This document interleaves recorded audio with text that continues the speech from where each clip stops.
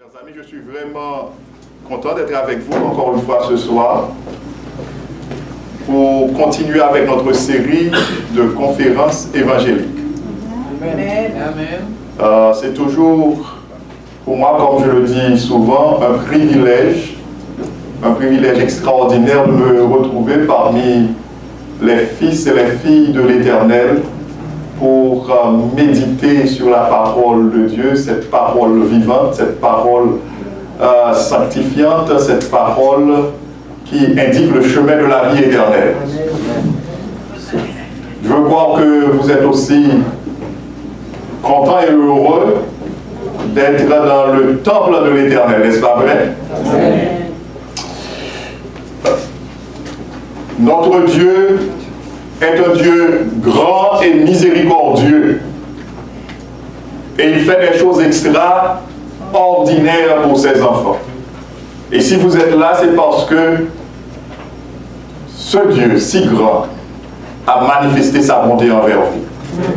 Il a manifesté sa bonté envers nous tous. Amen. Nous rendons gloire à son Seigneur. Amen. Hier soir, nous avons parlé du sceau de Dieu, n'est-ce pas vrai? Amen. Nous avons parlé du sceau de Dieu et nous avons vu que le Créateur a mis sur la main de tous les hommes, indistinctement, sur la main de tous les hommes, un sceau. Dans quel but? Dans le but de rappeler à tous les hommes, indistinctement, que Dieu est leur créateur. Mais vous voyez, le verset a une nuance extraordinaire que j'aimerais souligner à votre attention. Le texte dit, Dieu met sur la main de tous les hommes un sceau afin qu'ils se reconnaissent comme ses créatures. Vous voyez, le texte ne dit pas afin qu'ils reconnaissent Dieu comme, ou qu'ils le reconnaissent comme leur créateur, mais afin qu'ils se reconnaissent comme ses créatures. En d'autres termes, afin qu'ils reconnaissent leur dépendance de Dieu. C'est extraordinaire. On peut reconnaître tout simplement que Dieu est le créateur et ça ne vous dit rien. D'accord? Mais quand on se reconnaît comme créature de Dieu, ça c'est quelque chose d'autre. Cela veut dire qu'on reconnaît sa dépendance totale, absolue de Dieu. Amen. Amen. Amen. Alors, nous avons notre sœur Yves Carmel qui a fait des recherches et elle a trouvé la réponse. C'est quand ça? C'est vendredi ou bien mercredi soir? Je ne me rappelle pas exactement quand j'ai lancé le défi. C'était mercredi, je ne me rappelle pas exactement. Et elle a pris très au sérieux le défi que j'ai lancé. Elle a fait beaucoup de recherches, elle va nous en parler. Et selon la suggestion de pasteur Esther, le cadeau devait être... Et j'ai l'honneur de remettre le cadeau à notre sœur Yves Carmel et qui va aussi profiter pour partager avec nous et les résultats, non seulement les résultats, mais comment, la méthodologie qu'elle a suivie pour trouver la réponse. Merci. Amen. Voilà Dieu. Ok. Bien-aimés dans le Seigneur, bonsoir. Bonsoir. Oui, ouais, c'est un privilège pour moi d'être parmi vous. Amen. Amen. En plus, c'est une bénédiction. Amen. Voilà Dieu. Bon, effectivement, depuis l'année dernière, j'ai suivi les séries de conférences avec vous. J'avais la chance de rencontrer Sir Jackson sur mon chemin. Et puis, ça m'intéressait. Je m'intéresse toujours à écouter la parole de Dieu. Amen. Et puis, lui et Sœur Gisèle qui ont continué avec moi des études presque chaque samedi chez moi. Et vraiment qui est vraiment intéressant. Amen. Voilà Dieu, voilà Dieu. Ok, j'ai fait une recherche, Sœur Esther a jugé bon de donner $50. $50, c'est quelque chose, parce que ça vient du fond de l'église, je pense, ou de sa poche, de sa bouche, je ne sais pas. Mais ce que j'apprends ici, là, depuis l'année dernière, ce que j'apprends des conférences, des études, là, c'est impayable. Amen. On n'a pas de prix. Amen. Amen. Pour moi, j'ai reçu beaucoup de bénédictions. Amen. Et je demande à Dieu de bénir toujours Frère Jackson, Sœur Gisèle. Parce que l'année dernière, quand j'avais rencontré Frère Jackson, c'était un moment vraiment un peu difficile. J'avais mal pris. Quand je suis venue ici, là, c'était vraiment un soulagement pour moi. Et moi, je me sens toujours bien quand je suis à l'église. Écouter la parole de Dieu. Et la seule chose vraiment, la plus grande chose qui m'intéresse, c'est la parole. Ça vraiment m'intéresse et je me sens toujours bien en présence de Dieu d'écouter sa parole. Et vraiment, mon expérience, je vais partager. Vraiment, que le pasteur lui-même, il a soufflé la réponse. Pour moi, il a soufflé la réponse. Voilà. Il a exclu les adventistes. Je me disais, pourquoi il a exclu les adventistes? Et puis je dis, bon, arrivé chez moi, je me suis couchée aux heures il était 1h moins du matin à rechercher. Et puis je lisais tout le chapitre 36. Et puis le chapitre 37, je lis le chapitre 36 avant, parce qu'il y a une suite. Oui, Job 36 et Job 37. Je dis, la réponse, c'est le sabbat. Mais je ne voulais pas dire ça hier soir. Je disais, ok, c'est la marque de ceux qui écoutent, qui observent la loi de Dieu. Mais je ne voulais pas dire exactement le mot du sabbat. Peut-être Sœur Gisèle et Frère Jackson, ça vous quoi. Et puis vraiment, le lendemain, je me suis réveillée dans le métro. Je lisais toujours le matin, métro et 24 heures. Ce jour-là, je me concentrais vraiment sur la recherche sur mon téléphone. Amen. À midi encore dans le lunch, je lisais toujours les journaux en mangeant. C'était le contraire, avec le téléphone, la Bible sur mon téléphone. Amen. Et puis dans la soirée encore, retournant à la maison, et puis vraiment, j'ai dit, ok, je ne vais pas dire le sabbat. Je ne vais parce que le sabbat, en fait partie, c'est la quatrième commandement. C'est le quatrième commandement. Je vais dire, ok, si c'est le quatrième commandement, et bien ça fait partie des lois à observer. On avait compris. Amen. Mais moi, je suis un petit peu plus curieux encore, et Carmel, pourquoi est-ce que vous ne vouliez pas dire c'est le sabbat? Puisque l'Esprit de Dieu vous a permis de découvrir que c'est le sabbat. Pourquoi? Si vous voulez y répondre, répondez-y. Si vous ne voulez pas, vous pouvez ne pas y répondre. Ok, après. Mais je veux croire que vous n'étiez pas en train d'étouffer la voix de l'Esprit. Alors voici ce qui est écrit ici, la coordination de la série de conférences évangéliques tenues à l'église adventiste Béthanie de Montréal vous félicite pour votre passion pour la parole du Dieu éternellement vivant. Puis il y a une interruption au niveau du micro. Puis cette parole qui est toute vérité, achevez son œuvre de sanctification en vous, afin qu'au retour de Jésus, vous soyez comptés parmi les bienheureux élus. Et puis, la date, c'est... Aujourd'hui, nous sommes le 11, c'est ça? Oui. 11 2019.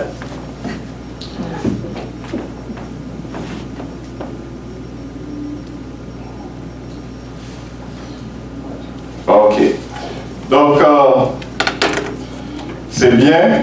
C'est une très petite récompense. Et ta récompense est entre les mains de Jésus-Christ. Amen. Ok.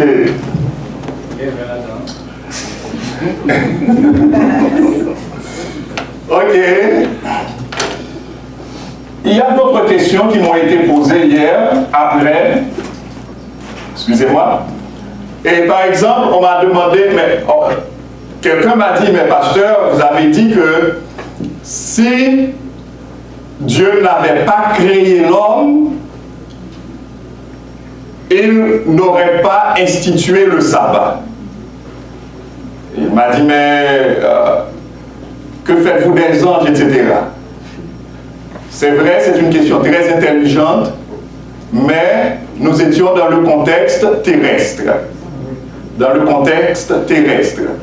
La terre, la création de notre monde. Est-ce que je suis clair? Amen. Ce que Dieu a fait le premier jour, ce qu'il a fait le deuxième jour. Le premier jour, il a fait la lumière, a créé la lumière. Le deuxième jour, il a séparé les eaux d'en haut des eaux d'en bas. Le troisième jour, il a tiré le sec et il a créé la végétation. Le quatrième jour, il a créé les grands luminaires. Le cinquième jour, il a créé les poissons de la mer, les oiseaux du ciel. Le sixième jour, il a créé les grands animaux et l'homme à la fin. Et le septième jour, il a créé le sabbat. Il a créé le sabbat. Donc nous étions dans le contexte terrestre, dans le contexte de la création de la terre. Alors, il y a un point très important dans la question de cet auditeur, très attentif, qui nous suivait de près, disons. Pourquoi l'homme, je me rappelle l'avoir dit, mais il est toujours bon de répéter, pourquoi l'homme? C'est parce que l'homme est le seul être intelligent parmi tous les animaux de la terre. Au sein du règne animal, si nous devons parler ainsi, au sein du règne animal, il n'y a qu'un être intelligent, c'est l'homme. L'homme fait partie du règne animal, vous comprenez? Mais parmi tous les animaux, l'homme est l'être intelligent.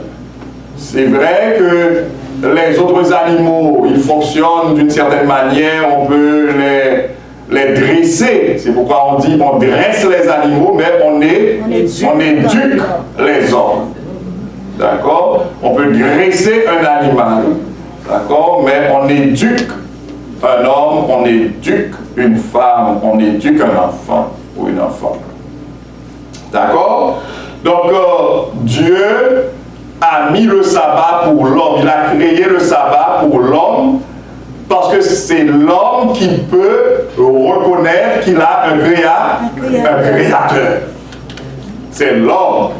Et sans doute, il l'a fait pour tous les autres êtres intelligents dans les autres mondes, parce que je ne peux pas vous parler de l'univers, car la Bible ne nous parle pas de l'univers. La Bible n'est pas l'histoire de l'univers. Je vous rappelle vous avoir dit que la Bible est l'histoire du plan de la rédemption de l'homme. La Bible nous raconte le salut de l'homme, l'histoire du salut de l'homme, sa création, sa chute, et comment Dieu a choisi de procéder pour relever l'homme de sa chute, pour le restaurer. On est là? Bien. Il y a une autre question que l'on pose souvent et quand on parle du sabbat comme sceau de l'Éternel. Remarquez bien, ce n'est pas nous qui l'avons dit, c'est la Bible qui le dit clairement, que le sabbat est le sceau de l'Éternel. Nous avons lu ça dans Job, et nous l'avons bien compris à la lumière d'autres passages encore de la Bible, particulièrement Exode 20, versets 8 à 11, et Genèse 2, versets 1 à 3, et presque tous les autres textes qui parlent du repos de l'Éternel. Alors, cette autre question que l'on pose souvent, c'est est-ce que on veut dire que les autres jours ne sont pas bénis? Vous n'avez pas l'habitude d'entendre ce genre de questions? Certaines personnes disent, mais ok, vous dites que le 7e jour est béni, et les autres, est-ce que les autres sont maudits? Est-ce que les autres sont maudits? Mais ce n'est pas nous qui le disons, c'est Dieu qui le dit. Dans Genèse 2, versets 1 à 3, il est écrit, Dieu bénit, Dieu sanctifia le 7e jour. Il le bénit et il le sanctifia. Pourquoi? Le texte continue. Parce qu'en ce jour, il s'est reposé, il se reposa de toute son œuvre qu'il avait faite. Vous savez, il y a une autre, je ne veux pas parler de nuance, mais il y a un autre élément important qui devrait aussi attirer notre attention, c'est Dieu acheva au 7e jour son œuvre. Vous savez, et des théologiens essaient de discourir sur ce verbe achever. Ils disent des choses, beaucoup de choses, pour essayer de comprendre pourquoi le texte dit, quand vous lisez le dernier texte du chapitre 1er, il est écrit Dieu acheva au sixième jour. Au 6e jour, tout était correct. Et puis au 7e jour, tandis que le texte dit il se reposa, et le texte dit encore il acheva. Comment? Est-ce qu'il n'y a pas de contradiction ici? Et pourtant non. Il y a une illustration simple que j'ai l'habitude de donner. Si vous prenez un peintre, il y a des peintres ici, non? Bon, il n'y a pas de peintre, il y a un peintre dans l'assemblée, très bien. Alors vous prenez un peintre, il a fini de réaliser un très beau tableau. D'accord? Il regarde son tableau de près, il trouve que c'est merveilleux, que c'est beau, etc. Mais est-ce que tout est OK là? Tout est correct? Il a mis le dernier coup de pinceau. Est-ce que tout est correct? Non. Qu'est-ce qu'il manque au tableau? Sa signature. Tant qu'il n'est encore porté sa signature au bas du tableau, n'importe quel autre peintre peut lui voler son œuvre. Il lui faut apposer sa signature au bas du tableau. Et quand il aura fini d'apposer sa signature, ce tableau, partout où il sera exposé, on saura que ce tableau est de tel peintre. C'est clair? Donc la création est comme un beau tableau. Au 6e jour, Dieu a mis le dernier coup de pinceau. Mais le tableau n'avait encore aucune signature. Et c'est pourquoi le texte dit, Dieu acheva au 7e jour son œuvre qu'il avait faite. Remarquez, il acheva au 7e jour son œuvre qu'il avait faite. son œuvre qu'il avait faite. Il avait fait cette œuvre du premier au sixième jour, mais c'est au septième jour que cette œuvre a été vraiment achevée, parce que c'est au septième jour qu'il a apposé son sceau dessus. C'est clair? Amen. Donc sans le sabbat, la création est inachevée. Sans le sabbat, la création serait inachevée. Heureusement, Dieu, dans sa sagesse, il a ajouté le sabbat qui a rendu sa création complète, achevée. Inauguré. Et alors nous disons Amen. Amen. Amen.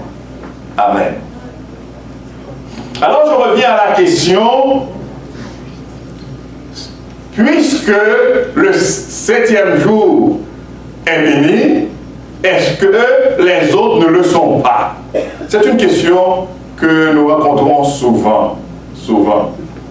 Et j'allais oublier un point très important, juste avant de passer à la prochaine étape.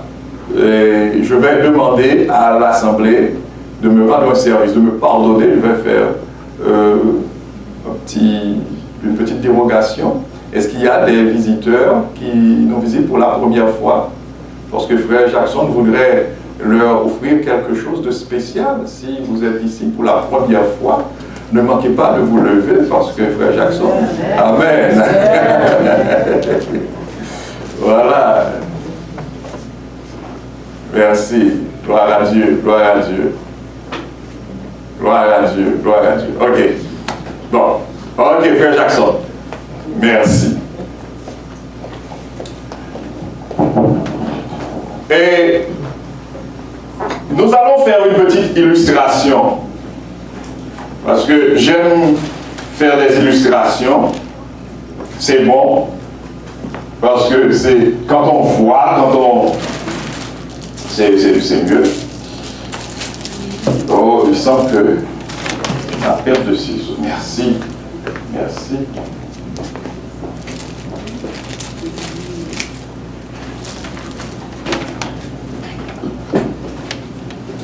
Ok. Est-ce que vous êtes avec moi, s'il vous plaît? Ça me fait combien de verres? Combien de verres ici? Un. Aidez-moi, s'il vous plaît. Deux. Vous voyez? Et 3, 4, 5, 6. Ah, il en manque un. 7. Ces 7 vers-là représentent les 7 jours de la semaine. On est là? Oui. Je prends une bouteille d'eau, par exemple. Je verse de l'eau dans le premier, dans le deuxième, dans le troisième, dans le quatrième, dans le cinquième, dans le sixième.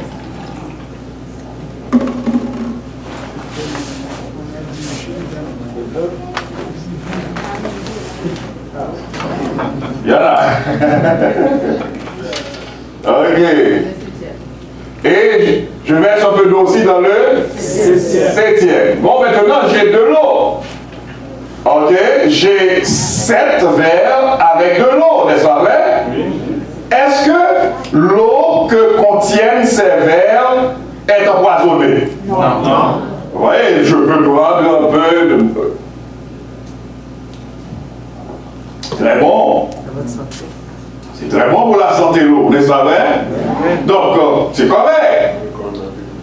J'ai de l'eau dans les 7 verres. Et c'est de la bonne eau, de l'eau potable. Donc, ok.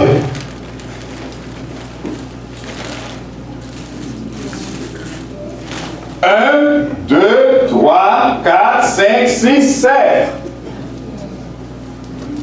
C'est quoi? Vous ne savez pas. Du sucre. Ça est du sucre. Oui, oui. Ah. Ok. Ça, c'est quel? C'est ah, c'est la salade, c'est trop tôt. Ok. Qu'est-ce que je mets ici? Du sucre.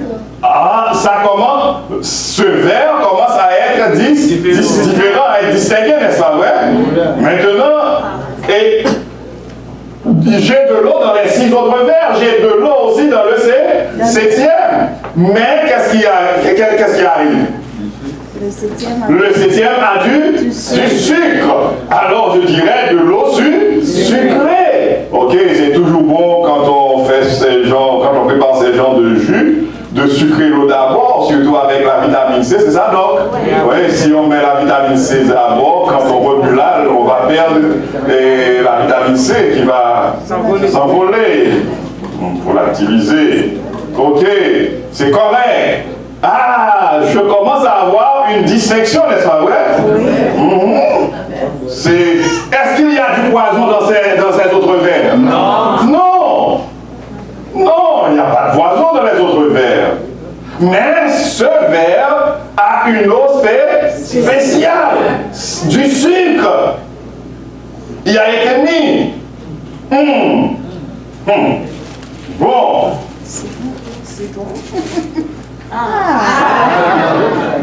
Grâce à l'eau,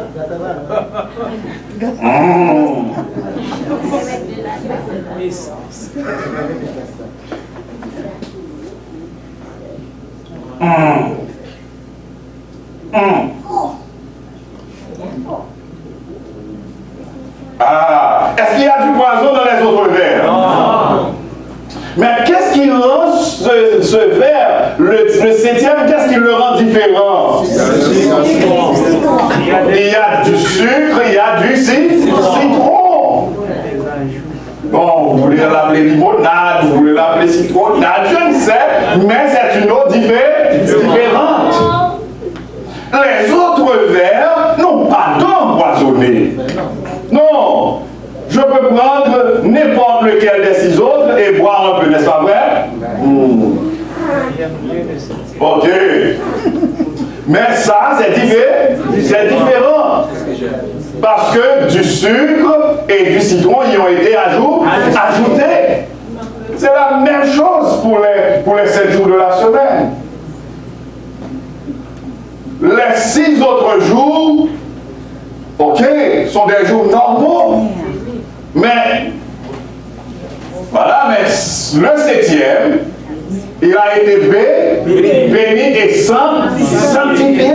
Et ce n'est ni vous ni moi qui le disons, c'est Dieu lui-même qui le dit dans sa parole. Et puisque Dieu l'a dit dans sa parole, nous devons le respecter. Amen. Amen. Il y a des gens qui disent j'aimerais boire ce verre de préférence. Oui. Hein? Et il y a quelqu'un qui voulait boire ce verre de préférence. Oui. Amen. Tu partages, hein? Elle chante pour Merci. Gloire à Dieu. Est-ce que c'est clair? Amen. C'est clair. La Bible est claire et simple, bien-aimés. La Bible est claire et simple. La parole de Dieu n'est pas compliquée. Si on veut obéir à l'Éternel, c'est pas facile. C'est facile. Donc, les autres jours ne sont pas maudits. Mais le 7e est Béni. distinct. Il est différent. Il est béni. Et mis à part. Dieu l'a mis à part pour lui. C'est clair?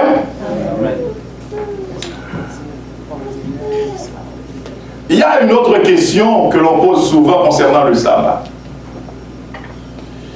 Mais avant de vous parler de cette autre question, je vais vous dire aussi, dans le cadre du grand conflit, de même que l'Éternel a mis son sceau, l'Éternel a choisi son sceau, l'adversaire aussi a son sceau. l'adversaire a son sceau. Un autre jour, je vous détaillerai le sceau de l'adversaire, mais je peux vous inviter à lire avec moi dans Apocalypse chapitre 13. Je ne sais pas si j'aurai le temps de détailler cet aspect avec vous, mais je veux attirer votre attention là-dessus. Apocalypse chapitre 13, il est écrit concernant une puissance que l'adversaire, à la fin des temps, aura à utiliser. Eh bien, cette puissance, dans l'Apocalypse 13, à partir du verset 16, nous lisons Apocalypse 13, à partir du verset 16, elle fit que tous, petits et grands, riches et pauvres, libres et esclaves, reçussent une marque sur leur étoile ou sur leur front, et que personne ne put acheter ni vendre sans avoir la marque, le nom de la bête ou le nombre de son nom. Je ne sais pas si j'aurai le temps de voir avec vous en détail cet aspect. Mais je veux vous le dire. Soyez avec nous s'il vous plaît. Dieu a choisi le 7e jour comme son jour de repos. Il l'a béni et il l'a sanctifié. Mais n'oubliez pas, dans Apocalypse 12, celui qui s'est soulevé contre Dieu est appelé Satan. Satan qui signifie adversaire. Il est en face de l'Éternel, il est contre l'Éternel. L'Éternel, quand l'Éternel dit dernier, il dit premier.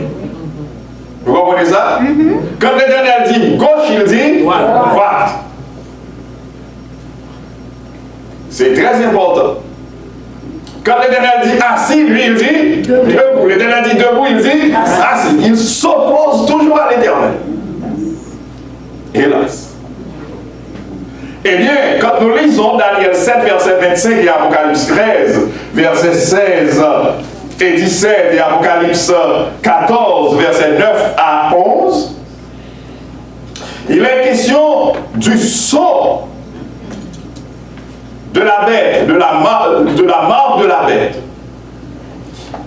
Eh bien, le sceau de la bête, la marque de la bête, contrairement à ce que les gens disent à travers les rues, comme nous faisons une étude minutieuse des chapitres 12 à 14 de l'Apocalypse, en relation avec Daniel 7, vous allez voir que cette marque, ce sceau, a rapport avec l'adoration. Avec l'adoration. De même que le sceau de l'Éternel a rapport avec l'adoration, n'oubliez pas, l'Éternel met sur la main de tous les hommes un sceau afin qu'ils se reconnaissent comme ses créatures. Se reconnaître comme créature de Dieu, c'est reconnaître son devoir d'adorer Dieu. David dit, il est beau, il est bienséant de louer l'Éternel.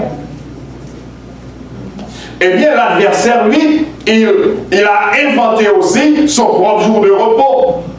Mais son jour de repos, qui est en opposition à l'Éternel, n'est pas encore aujourd'hui la marque de la bête. Ce jour de repos, Dieu a dit 7e, lui, en opposition, qu'est-ce qu'il va dire? Le 7e, c'est le dernier, qu'est-ce qu'il va dire? Le premier. Eh bien, le premier jour qu'il a choisi comme jour d'adoration n'est pas encore la marque de la bête. Parce que quand ce repos sera la marque de la bête, eh bien, il n'y aura plus la possibilité pour ceux qui l'acceptent de se repentir. Quand nous quand nous analysons Apocalypse 14, 15 et 16. Maintenant, quand est-ce que vous saurez que le repos du premier jour sera la marque de la bête? En rapport avec Apocalypse 13, les versets 15 et 16 que nous venons de lire, c'est quand on transformera ce repos, quand on fera de ce repos une loi. Une loi. Et on vous dira, si vous n'acceptez pas ce repos, eh bien vous n'avez le droit ni d'acheter, ni de vendre. Et quand on transformera ce repos en loi, eh bien, ce repos-là sera la marque de la puissance de l'adversaire. C'est clair? Aujourd'hui, il ne l'est pas encore. Aujourd'hui, ce que l'Éternel veut, c'est que ses enfants entendent la vérité et qu'ils prennent parti pour la vérité, pour Dieu leur Créateur. Amen. Ils doivent entendre la vérité. Et ils doivent prendre parti pour la vérité, pour le Créateur. Nous devons entendre la vérité. Nous devons faire entendre la vérité et chacun doit faire son choix avant qu'il ne soit trop tard. Car le jour viendra où il sera trop tard. Trop tard. Trop tard. Et puis il y a quelque chose aussi, bien aimé. Moi je dis toujours, quand je partage l'évangile, je dis toujours qu'il ne faut jamais renvoyer à demain la décision que l'on doit prendre aujourd'hui pour son salut. Parce que à chaque fois que l'on va se coucher, on ne sait pas si on va vraiment se réveiller. On ne sait pas vraiment si on va se réveiller. Et puis, il y a des accidents, il y a tout et tout. Donc le jour que l'on vit, c'est le jour où l'on est, c'est le jour que l'on vit, c'est le jour que l'on voit, c'est le jour que l'on vit. Et c'est de ce jour aussi que l'on doit profiter pour prendre toutes les bonnes décisions. Quand vous vous amusez à renvoyer à demain, eh bien aimé, vous jouez avec votre vie, vous jouez avec votre salut, vous plaisantez avec votre salut. Pour parler québécois, je dirais, vous niaisez. Vous êtes en train de niaiser avec votre salut. Pardonnez-moi l'expression. Bien. Alors, l'autre question, j'ai voulu ouvrir cette parenthèse parce que je ne sais pas si j'aurai le temps de voir avec vous la marque de la bête, mais rappelez-vous, vous pourrez lire comme sœur Yves Carmel l'a fait, allez lire Apocalypse 13, 14, 15, 16 et essayez de comprendre, vous allez voir la marque de la bête, ce qu'elle est et comment bien l'interpréter. Mais cette affaire que vous entendez les gens dire, que c'est la marque de la bête, c'est une puce électronique. Non, ces choses-là ne tiennent pas. Ne tiennent pas. Ce sont des diversions de l'adversaire. Des diversions de l'adversaire. Il cherche à détourner notre esprit de la vérité.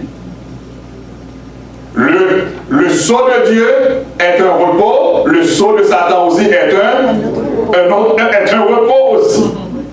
Mais un repos en opposition au repos de l'Éternel. Alors, comme diraient les Français, à bon entendeur, salut. L'autre question importante aussi sur le sabbat, une autre question que l'on pose souvent, les gens nous disent parfois, et même souvent, écoutez bien, Dieu demande un jour de repos. Ok? Eh bien, d'accord? Il y en a qui prennent le 6e. Ah bon, excusez-moi. Il y en a qui prennent vendredi. Il y en a qui prennent dimanche. Il y en a qui prennent ça, eh bien, tout est correct. Il suffit de prendre un jour et puis on dira c'est le 7e qu'on a pris.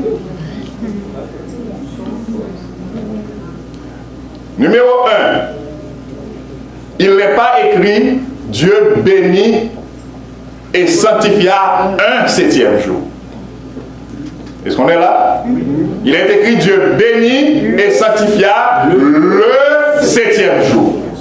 Le article défini. Précis. Le 7e jour.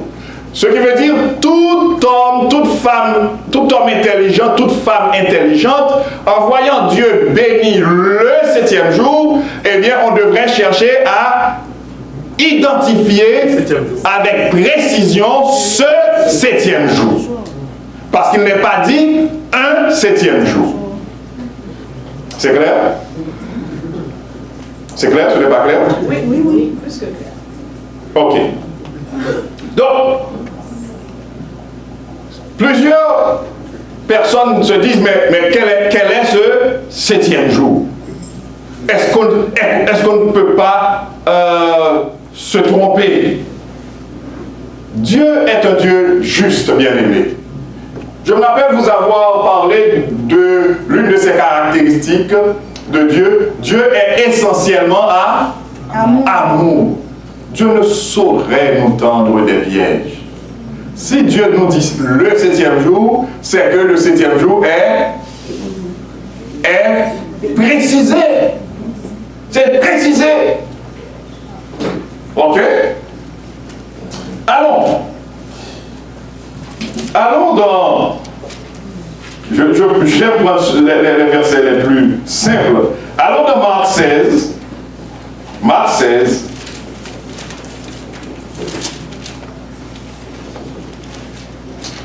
Le verset 9. Marc 16, verset 9. Qu'est-ce que nous lisons? Jésus. Marc 16, verset 9. Jésus étant ressuscité. Marc 16, tout le monde n'a pas encore trouvé. On attend. Merci. Qu'est-ce que l'on lit? Jésus étant ressuscité le matin du premier jour. Jésus étant ressuscité le matin du premier jour de la semaine, apparut d'abord à Marie de Magdala. Ok, arrêtons-nous un instant. Jésus fut ressuscité quel jour? Le premier jour de la semaine. Le premier jour de la semaine. Ce sont les adventistes qui le disent, non? Non. C'est la Bible qui le dit. La Bible. Mais tout le monde sait ici quel jour l'humanité célèbre comme le jour de la résurrection de Jésus. C'est quel jour ça? Dimanche. C'est quel jour? Dimanche. Le jour que nous appelons dimanche. Je suis en train de me tromper ou bien c'est vrai ça? C'est vrai. C'est vrai. Ok. Donc dimanche est le premier jour. Le premier jour de la semaine. Et maintenant, ce qui est intéressant, on commence à changer l'ordre des jours dans les dictionnaires. Si vous allez chercher dans les dictionnaires, aujourd'hui vous allez voir dimanche égale 7e jour. Ah, je vois que mon ami là est étonné d'entendre ça. Ouais. Allez consulter. Allez consulter les dictionnaires modernes. Vous allez voir dimanche égale 7e jour. Ah oui. Dimanche égale 7e jour. On a commencé timidement à partir des années 80, 86, 90, mais à partir des années 2000, dans presque tous les dictionnaires, vous allez rencontrer dimanche égale 7e jour. Vous savez pourquoi? Vous savez pourquoi, bien-aimés?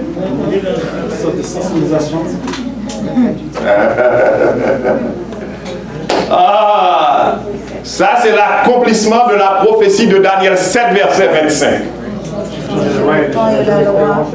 En harmonie avec Apocalypse 13, 14, 15, 16, que je vous demande d'aller lire. Dieu a prédit qu'il y aurait sur cette terre une puissance qui aurait l'intention de changer les temps et la loi de Dieu. Et le seul élément dans la loi de Dieu qui parle de temps, c'est le 4e commandement qui parle du sabbat, du jour du repos. Et on est en train de préparer cette loi dont je viens de vous parler, la loi du dimanche, qui sera bientôt la marque de la bête. Bien-aimés, ne vous laissez pas vraiment tromper par l'ennemi. Demain, aujourd'hui est dimanche. Alors demain, nous ne serons pas ensemble. Mardi, je vous donne toute la journée de demain. Allez consulter des dictionnaires et puis revenez mardi avec les réponses pour nous. Vous allez voir. Elle a trouvé dans le dictionnaire là, et dans son e-dictionnaire, son dictionnaire électronique, c'est 7e jour. Vous pouvez regarder 7e jour. Donc les événements se passent là timidement. Satan est en train de réaliser ses projets sournoisement. C'est vraiment le serpent.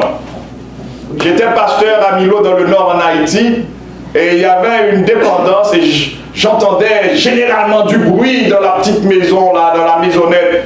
Et j'ai appelé le gardien pour lui dire, mais écoute, Beau, on l'appelait Beau.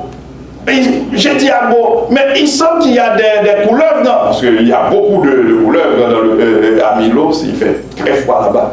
Et il semble qu'il y a des couleuvres dans cette maisonnette-là, Beau. Il m'a dit, passe.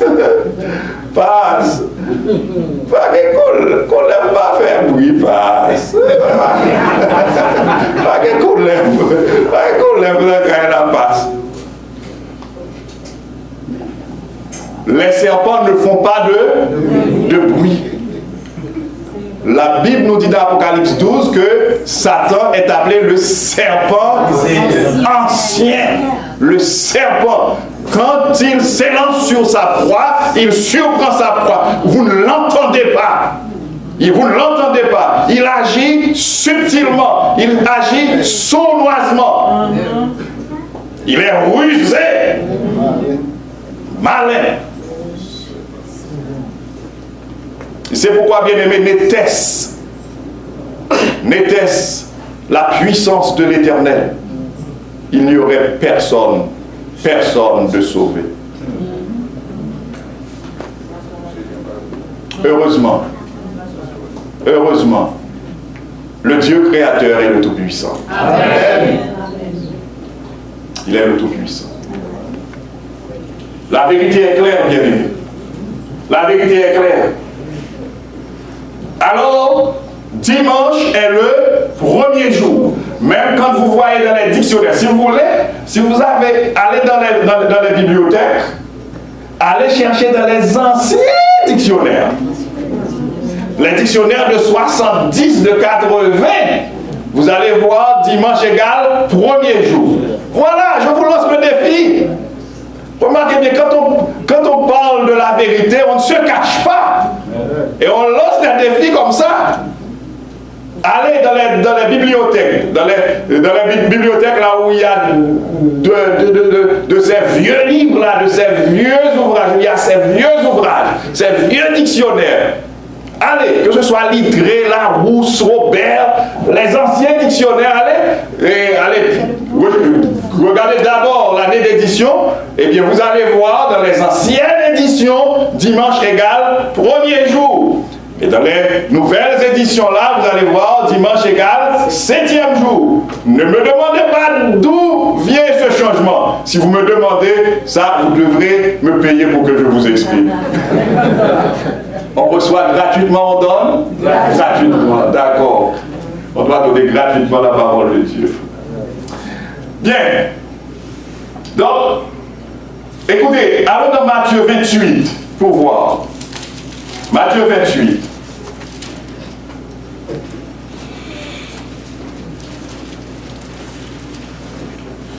Verset 1er. Qu'est-ce que nous lisons? Après le sabbat, alors du premier jour de la semaine. À partir du verset 1er, Matthieu 28. Après le sabbat, alors du premier jour de la semaine, Marie de Magdala et l'autre Marie ont le cycle. Ok, continuez. Et voici, il y eut un grand tremblement de terre.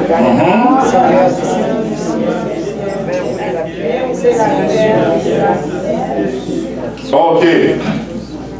Et si vous continuez jusqu'au verset 6, il dira, il n'est point ici, il est ressuscité, comme il l'avait dit, Amen, après le sabbat, à l'aube du premier jour de la semaine. Donc le jour qui vient avant le premier jour, le jour qui vient avant dimanche, c'est le sabbat.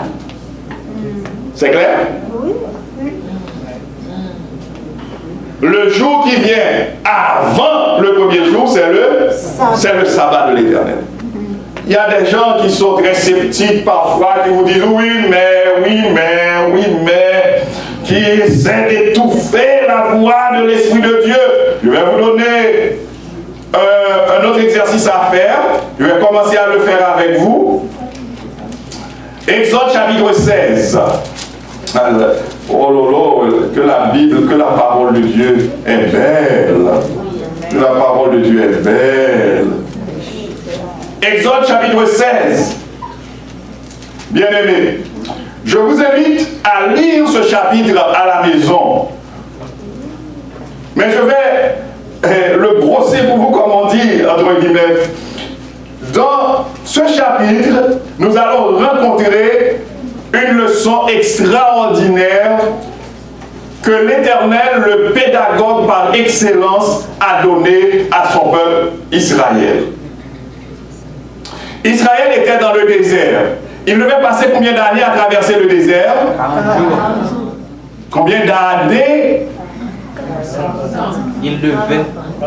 Il a passé, combien d'années a-t-il passé à traverser le désert? 40 ans. Mais pour les 40 jours, ce n'est pas par le désert qu'il allait passer. Il allait gravir les montagnes, traverser. Et c'est parce qu'il n'avait pas la foi que Dieu, maintenant, c'est ça, exactement. Donc, il a passé 40 années dans le désert. Et pendant cette période de 40 années, pendant ces 40 années, Israël était nourri de quoi? De la manne. De la manne. Et comment recevait-il la manne? Chaque jour. Chaque jour. Au verset 13. Exode 16 à partir du verset 13. Au matin, il y eut une couche de rosée autour du corps. Verset 15. Les enfants d'Israël regardèrent et ils se dirent l'un à l'autre, qu'est-ce que cela? Alors, man signifie en hébreu, qu'est-ce que cela? Et chaque jour, le peuple devait aller prendre une quantité pour chaque personne. Et au verset 22, vous lirez tout le chapitre, verset après verset, verset par verset à la maison. Verset 22. Le sixième jour, ils ramassèrent une quantité double de nourriture, 2 homères pour chacun. Tous les principaux de l'assemblée vinrent le rapporter à Moïse. Et Moïse leur dit, alléluia, c'est ce que l'Éternel a ordonné. Qu'est-ce que l'Éternel a ordonné? Que le 6e jour, on prenne le double. Pourquoi? Demain est le jour du repos, le sabbat consacré à l'Éternel. Verset 27. Verset 27. Le 7e jour, quelques-uns du peuple sortirent pour en ramasser. Ils n'en trouvèrent point. Alléluia. Vous voyez le cycle? Premier jour, le peuple sort et il trouve de la manne. Deuxième jour, il sort et il trouve de la manne. Troisième jour, idem. Quatrième jour, la même chose. 5e jour, la même chose. 6e